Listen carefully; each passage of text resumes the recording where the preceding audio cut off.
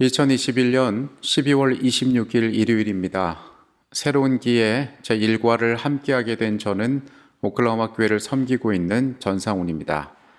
이 시간에 함께하신 모든 분들을 환영합니다. 기도하시고 시작하도록 하겠습니다. 사랑이 많으신 아버지 하나님, 우리의 삶을 사랑하셔서 우리를 주 앞에 불러주시고 주의 백성으로 삼아주셔서 감사합니다. 새로운 해를 시작할 때가 되었습니다. 여전히 우리의 삶이 많은 염려와 불안 가운데 있는 것을 주님 아십니다. 이 땅에서의 우리의 쉽지 않은 삶, 주의 안에서 평안을 얻기를 원합니다. 그리고 주께서 우리를 지으신 목적에 맞게 하나님이 계획하시고 선히 여기시는 대로 주의 귀한 사업들 하면서 살기를 원합니다. 아버지 말씀으로 우리를 깨우쳐 주시옵소서. 주의 거룩하심 가운데 우리가 주의 형상을 닮아 이 땅에서 주의 아름다움을 전하는 자가 되기를 원합니다. 함께 모일 때에 우리의 말씀 가운데 은혜를 더하시고 우리의 삶 가운데 깨달음을 더하셔서 주의 안에서 감사하고 기뻐할 수 있도록 우리의 모임 가운데 역사하여 주시옵소서. 거룩한 성령께서만이 우리의 안내자가 되어 주시옵소서. 예수 그리스도의 이름으로 기도합니다. 아멘. 제중의 동쪽 가장 깊숙한 곳에 위치한 항구 도시인 알렉산드리아가 있습니다. 이곳은 과거 알렉산더 대왕의 정복 사업을 통하여 세워지고 명명되어진 도시입니다. 지리적으로 보면은 북아프리카 이집트에 속한 도시지만은 이 도시는 헬레니즘 시절 문화적으로 가장 융성했던 세계의 중심지가 되었습니다.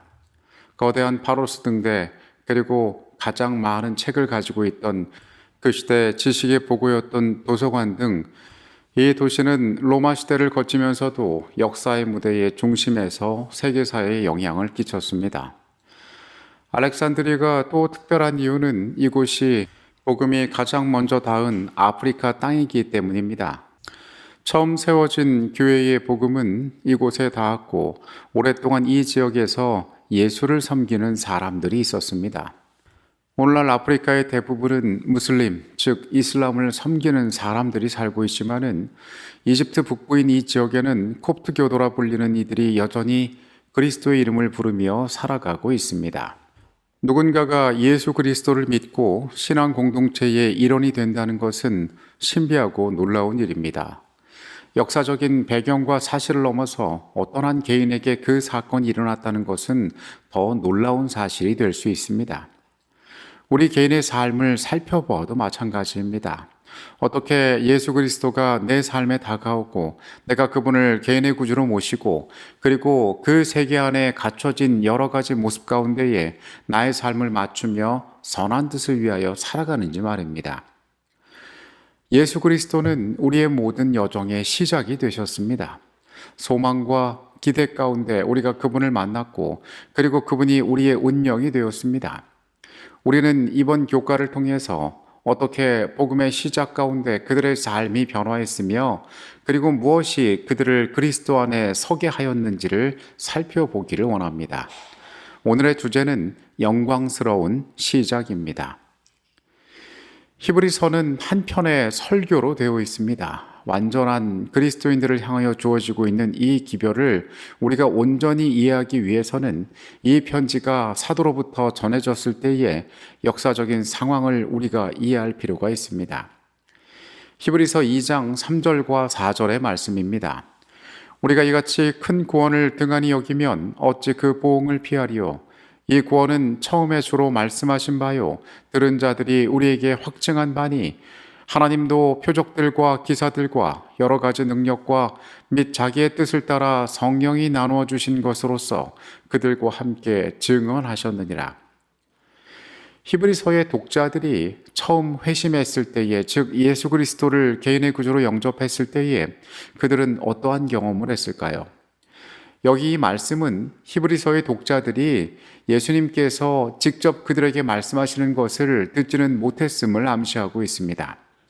대신 이 사람들은 예수에게 그 소식을 듣지는 못하였지만은 그들이 구원의 소식을 전해준 다른 전도자들을 통하여 이 복음을 듣게 되었습니다. 우리가 잘 아는 바울 역시 이러한 복음을 전해준 전도자들 가운데 한 명입니다. 이 전도자들은 그 기별을 확증했으며 하나님께서도 표적과 기사들로서 증언하셨다라고 말하고 있습니다. 여기에 언급된 이 말들은 하나님께서 표적들과 놀라운 일들을 통하여 복음을 경험하고 확인할 수 있도록 그들에게 은혜를 베푸셨음을 말하고 있습니다. 그때에 그들 앞에 베풀어졌던 놀라운 표적과 기사들 가운데 하나가 바로 성령의 선물을 나누어 주신 것입니다. 신약 성경은 복음이 새로운 곳에 전파될 때에 자주 기적적인 치유와 귀신을 쫓아내는 일, 그리고 여러 가지 종류의 영적 은사가 넘치도록 주어진 일과 같은 표적들이 같이 일어났음을 언급하고 있습니다. 이것이 평범한 인간 세계의 신비에 속한 일이지만은 복음을 위하여 그것을 성령께서 가능케 하셨다는 것입니다. 이 일들은 교회가 세워지는 데에 결정적인 역할을 하였습니다. 기독교 교회가 처음 시작됐을 때에 하나님께서는 예루살렘에 있는 사도들에게 성령을 풍성하게 부어주셨습니다. 그래서 그들로 하여금 그들이 이전에 알지 못했던 언어로 복음을 전하며 또한 기적들을 행하며 사람들 가운데 예수 그리스도를 전하게 하였던 것입니다. 이와 같은 역사는 예루살렘에 국한되지 않았습니다. 빌립은 비슷한 기사를 사마리아에서 행하였으며 베드로는 역시 이방 지역인 요빠와 가이사랴에서, 그리고 바울은 더 넓은 세계인 소아시아와 유럽까지 나가서 이러한 일들을 성령의 주도로 말미암아 하게 되었습니다. 히브리서 12장 25절로 29절까지에 있는 말씀입니다. 너희는 삼가 말씀하신 이를 거역하지 말라. 땅에서 경고하신 이가 거역한 그들이 피하지 못하였거든 하물며 하늘로부터 경고하신 이를 배반하는 우리일까 보냐. 그때는 그 소리가 땅을 진동하였거니와 이제는 약속하여 이르시되 내가 또 한 번 땅만 아니라 하늘도 진동하리라 하셨느니라. 이 또 한 번이라 하심은 진동하지 아니하는 것을 영존하게 하기 위하여 진동할 것들 곧 만드신 것들이 변동될 것을 나타내심이라. 그러므로 우리가 흔들리지 않는 나라를 받았은즉 은혜를 받자. 이로 말미암아 경건함과 두려움으로 하나님을 기쁘시게 섬길지니 우리 하나님은 소멸하는 부르심이라. 이와 같이 나타난 능력들은 하나님의 나라의 수립, 그리고 죄의 정죄로부터의 구원, 그리고 악한 권세자들로부터의 자유와 같은 그리스도께서 궁극적으로 선물하시기를 원하는 구원의 기별을 확증하는 여러 가지 증거가 되었습니다. 교회는 하나의 구원받은 개인을 넘어서 하나의 공동체가 되었고 같은 사명, 같은 목적, 같은 계획 가운데에 움직이는 그리스도 안에 하나의 무리가 되었던 것입니다. 사도행전 2장의 말씀에는 그때의 교회가 어떠한 공동체였는지를 이야기하고 있습니다. 사도행전 2장 37절로부터 47절까지의 말씀입니다. 그들이 이 말을 듣고 마음에 찔려 베드로와 다른 사도들에게 물어 이르되 형제들아 우리가 어찌할꼬 하거늘 베드로가 이르되 너희가 회개하여 각각 예수 그리스도의 이름으로 침례를 받고 죄 사함을 받으라. 그리하면 성령의 선물을 받으리니 이 약속은 너희와 너희 자녀와 모든 먼데 사람 곧 우리 하나님이 얼마든지 부르시는 자들에게 하신 것이라 하고 또 여러 말로 확증하여 권하여 이르되 너희가 이 패역한 세대에서 구원을 받으라 하니 그 말을 받은 사람들은 침례를 받음에 이날의 신도의 수가 3,000이나 더하더라. 그들이 사도의 가르침을 받아 서로 교제하고 떡을 떼며 오로지 기도하기를 힘쓰니라. 사람마다 두려워하는데 사도들로 말미암아 기사와 표적이 많이 나타나니 믿는 사람이 다 함께 있어 모든 물건을 서로 통용하고 또 재산과 소유를 팔아 각 사람의 필요를 따라 나눠주며 날마다 마음을 같이하여 성전에 모이기를 힘쓰고 집에서 떡을 떼며 기쁨과 순전한 마음으로 음식을 먹고 하나님을 찬미하며 또 온 백성에게 칭송을 받으니 주께서 구원받는 사람을 날마다 더하게 하시니라. 그들 가운데 임한 성령께서는 초기 그리스도인들에게 죄를 용서받았음에 대한 확신을 주셨으므로 그들은 심판을 두려워하지 않게 되었습니다. 그리고 그 결과로 그들의 기도는 담대하고 확신에 찼으며 그들의 이 신앙적 경험은 기쁨이 그들의 삶 가운데 가득 차도록 만들었습니다.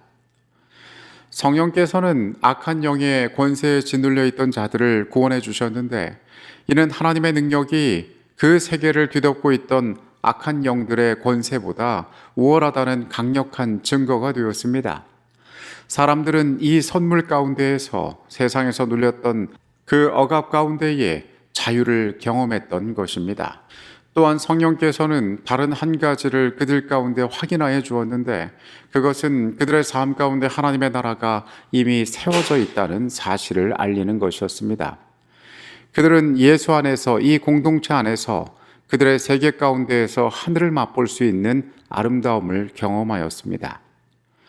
하나님께서는 처음 교회의 시작이 있어서 표적과 기사를 성령을 통하여 허락하셨습니다.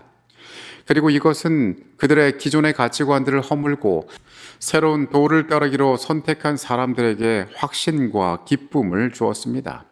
그들은 이 복음 가운데에서, 성령의 부어주심 가운데에서 구원의 소식을 받아들이고 이것이 널리 전파되도록 그들의 삶의 중심을 변화시켜 나갔던 것입니다. 사도행적 45페이지의 내용입니다. 오순절에 하늘의 빛이 그들에게 빛이었다. 전에는 결코 알 수 없었던 믿음과 확신을 가지고 그들은 거룩한 말씀의 교훈을 받아들였다. 그리스도가 하나님의 아들 되심은 더 이상 의심스러운 문제가 아니었다. 그들은 비록 인성을 입었으나 그분은 진실로 메시아이심을 알았으며, 또한 하나님께서 그들과 함께 하신다는 확신을 가지고 자신들의 경험을 용기 있게 세상에 증거하였다. 성령께서 이 모든 사역을 주도하셨습니다. 초대교회는 예수의 이름 아래 모인 자들이었습니다. 하나님 그 자신이 이 땅에 오셨고, 그리고 그분께서 우리를 위하여 대속의 사역을 보여주시고 그 십자가의 보혈 가운데 태어난 것이 교회였습니다. 그 세계에 악의 권세에 눌려있던 수많은 자들에게 자유함의 기회들이 주어졌습니다. 그리고 그렇게 함께 모인 자들은 예수 그리스도께 듣지는 못하였지만은 그분의 대리자들, 복음을 전파하던 사도와 또 여러 하나님의 종들을 통하여서 그들은 구원의 소식을 선물로 받았습니다. 예수께서 약속하신 성령께서는 그들로 하여금 삶을 세우고 교회를 굳게 하는 일에 매우 중요한 역할을 담당했습니다. 곳곳에서 이적이 일어났습니다. 언어의 은사가 나타났습니다. 그리고 사람들은 그 경험들을 통하여 하나님께서 세상을 주관하고 계시며 그분의 권세는 이 땅의 어떤 흑암의 권세보다도 강함을 알게 되었습니다. 이제 새로운 공동체가 형성되었습니다. 이전의 삶과는 다른 죄로부터 자유한 가운데 그들을 기쁘게 하시는 하나님의 은혜 가운데에 그들은 이전과는 다른 삶의 방향과 목적을 향하여 나아가기 시작했습니다. 복음은 지경을 넘었습니다. 예루살렘과 온 유대와 사마리아와 그리고 소아시아 지역과 유럽까지 더 넘어 세상 끝을 향하여 복음은 달려가는 시대를 맞이하고 있었습니다. 오늘 우리 각자의 삶을 부르시고 세우신 하나님의 은혜와 성령의 역사를 돌이켜봅니다. 주께서 우리를 부르신 역사 가운데에도 이와 같은 과정과 일들이 존재했을 것입니다. 우리는 예수의 이름으로 모인 개인이고 공동체입니다. 그리고 그 안에 세워졌음을 오늘 다시 한번 확인합니다. 히브리서는 그 시작에 있어서 우리의 존재의 근원이 어디에 있었으며 하나님께서 우리를 어떻게 그분의 백성 삼으셨는지에 대하여 이야기하고 있습니다.